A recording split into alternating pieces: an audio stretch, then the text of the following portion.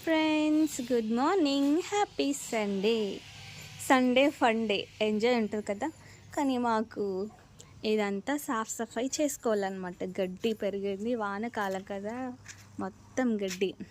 So ఈరోజు నేను గులాబ్ చెట్లు కట్ చేస్తున్నాను అనమాట. ఎంత కట్ చేస్తే అంత కొత్త పూత వచ్చి మంచిగా పువ్వులు ఇస్తుంది అనమాట.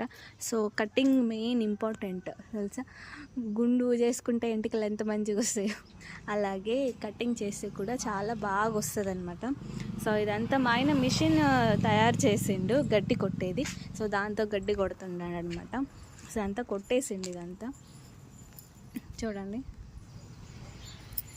కటింగ్ చేసేసాను నేను ఆల్రెడీ.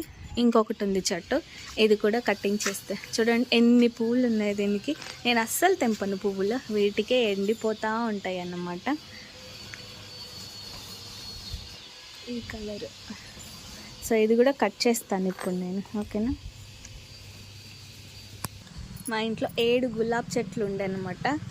అత్తమ్మ చెప్పింది 7 గులాబ్ చెట్లు ఉండాలి అనేసి. సో నేను పెట్టిన, కానీ ఇప్పుడైతే 4 ఉన్నాయి, 3 చచ్చిపోయినాయి వానకి. ఇవన్నీ వంకాయ చెట్లు పెడితే అన్నీ చచ్చిపోయినాయి. సో ఇది ఒక్కటే బతికిందనమాట. చూడండి దీని వంకాయ. మిరపనారు చూడండి, నారు చెట్లు పండు మక్కిపోతున్నాయి అంతా. టంటెడాన్ చూడండి మా ఆయన ఆవిష్కరణ. గడ్డి కొట్టే మిషన్ రెడీ చేశాడనమాట.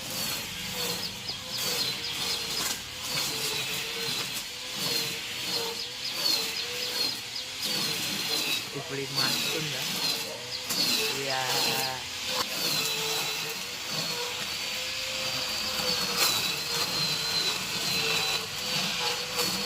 దెబ్బ తాకుతుంది తెలుసా.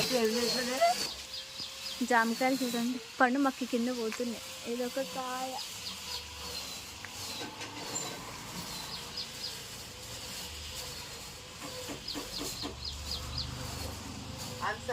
సో ఈ ఆకు తెలిస్తే నాకు కామెంట్ చేయండి. ఇక్కడైతే అరవి అంటారనమాట. దీని ఆకుల్ని బజ్జీలాగా శనగపిండి వేసుకొని బజ్జీలాగా చేసుకుంటారు. మన సైడ్ ఏమో దీని కింద ఉన్న గడ్డలు పీక్కొని చామగడ్డ తింటారనమాట. 2 రకాలు. ఇది వైట్ ఉంది కదా, ఇది చామగడ్డ. ఇంకొకటి రెడ్ కలర్, ఏమంటారు వేరే కలర్ ఉంటుంది, అది ఉంది కానీ చచ్చిపోయినట్టుంది, ఎక్కడో పోయింది. సో ఈ వీడియో నచ్చినట్లయితే please like, share and subscribe to my channel. Bye, take care, have a nice day and happy Sunday మీ అందరికీ.